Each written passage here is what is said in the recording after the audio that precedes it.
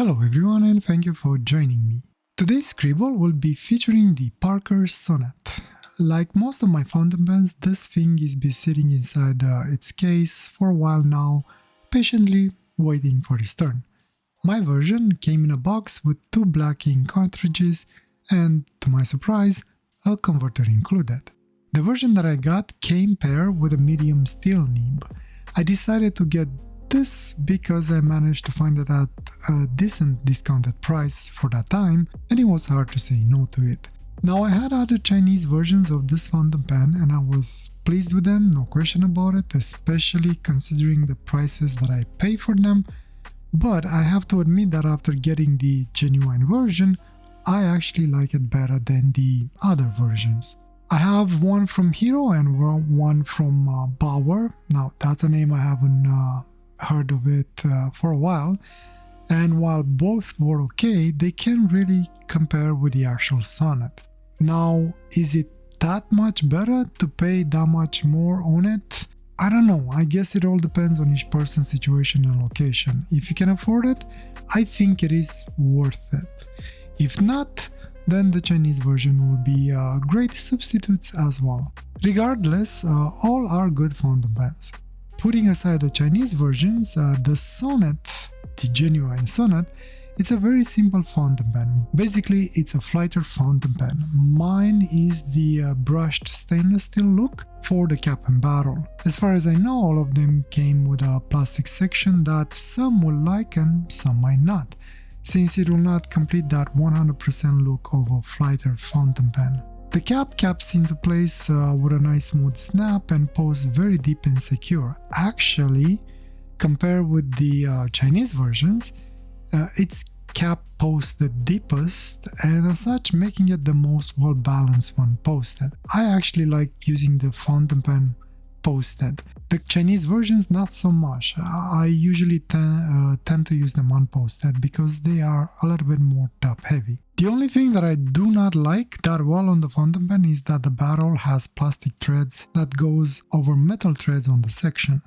But I also have to say that it seems to be pretty smooth, and if you are careful enough, I don't think there will be any issues with that. The metal threads are pretty smooth, and from what I can see, I don't see any shaves, any plastic shaves, at least not yet.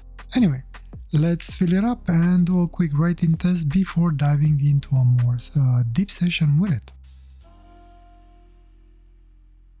For today's ink, I will be pairing the fountain pen with a Parker ink, specifically the Quick Blue Black. I still have a little bit of it left in the bottle that you've seen, barely any ink left in it, and I'm hoping to finish it sometime soon. Since there is not a lot of ink left, the only way to properly fill up the fountain pen is by using a syringe. Unfortunately, the filling part did not went as smooth as I hoped, and it wasn't the fountain pen's fault. It looks like today I was all thumbs and had quite a few mishaps and incidents. I end up with most of my fingers blue and managed to get some on my mouse pad as well. Fortunately, this blue, unlike some other blue that we might know, can be washed away pretty easily. Ignoring my fumbling, filling it up was pretty easy, I guess. And when it was finally done, the fountain pen started writing without any issues or skips. One thing that surprised me the most is that even if the nib is marked as medium nib, my copy seems to be writing more like a fine nib or fine to medium nib. And paired with the Parker ink, the flow is actually very good, quite wet I might say. I guess another wet nib for my Scribble. I guess I'm gonna be up for a challenge again and hopefully will turn out okay. The reverse is almost just as wet and surprisingly works exactly the same as the normal side and leaves exactly the same line on the page. A very well behaved nib and I like it. It has a slight springiness to it that makes it very pleasant to use and write with. No actual flex though. You put more ink on the page when you press on the nib, but the tines will not split per se. So, great little writer I might say, definitely like it. And now let's switch gears and see what kind of drawing we can get out of it. Again, slightly worried because this turns out to be another wet nib. So I see challenges ahead of me with overlapping layers or lines that are too close to each other. Again, let's hope it'll turn out okay. Scribble time! Well, for today I actually had a plan on what I wanted to do. Recently, as a fun thing, I bought like basically a wall board, a writing wall board, and I mounted it on my door. The idea is that sometimes when I come up with an idea in my head, I want to make it like a quick sketch out of it and save it for later, especially for my drawings.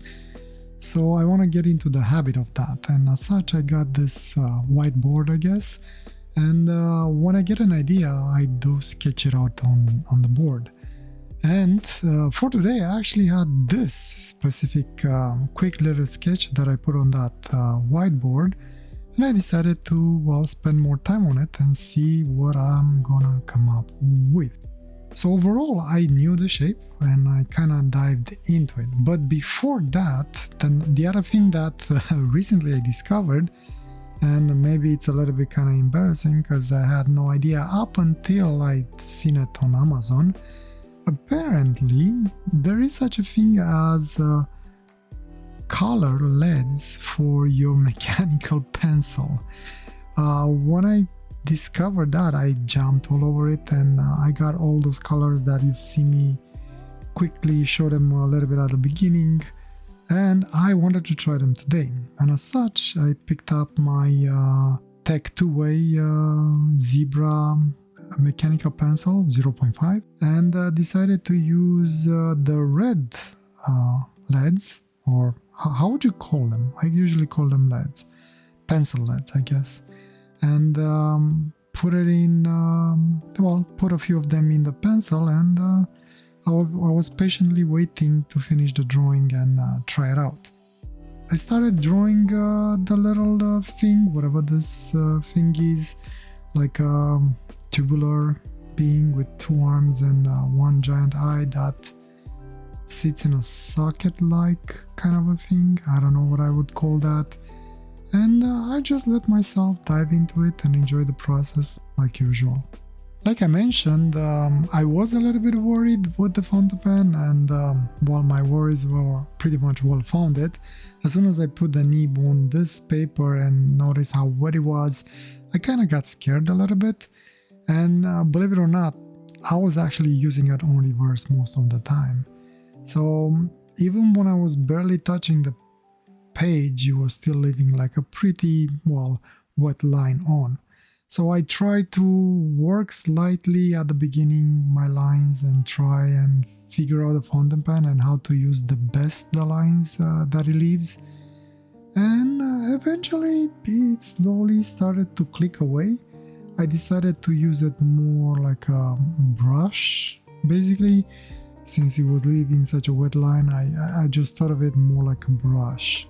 And I kind of let it develop from there. And eventually I actually like it. I actually forgot how much I like this ink for drawing. It has some really interesting shades, especially when you overlap it a couple of times. I did definitely enjoy it. And it turned out actually quite interesting because the shade that it has, depending on how the light hits it, it was actually very close to, or at least it was matching with the red pinkish color that I decided to use for the pencil. Speaking of the pencil, surprisingly, I actually really enjoyed it. Again, I never knew they're making color pencil LEDs for your mechanical pencil, and I'm happy I discovered this because, as you've seen, I have a couple of colors that I'm looking forward to try them out slowly throughout my drawings. I don't know if I even plan to do a drawing just with the pencil LEDs or just with the mechanical pencils, but one thing is for sure, now I want color matching pencils for all the pencil LEDs that I have.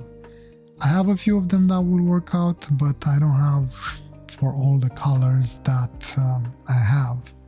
So I don't like that because it'll probably put me in a situation where I'm gonna spend more money than I should.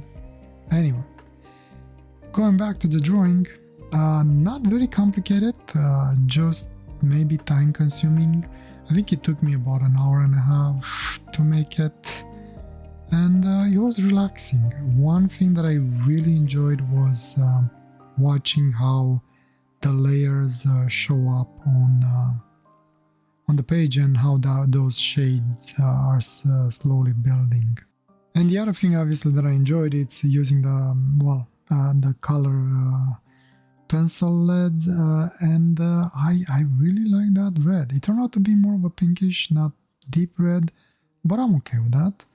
And I brought in even the basically just a regular pencil, the 6B pencil that I used previously, and I was trying to do something like a shade behind it. I played around a little bit with it. I don't know how it turned out, but in the end I think it's okay. I mean, considering I only spent in like an hour and 30 minutes or something like that, I think it turned out okay. If I would have spent more time, probably would have turned out even better. And that brings me to the fountain pen. I actually really enjoy the fountain pen. I like it. I definitely like it. It became one of my favorite fountain pens from Parker. And I'm really happy to have it. Not sure what else to say.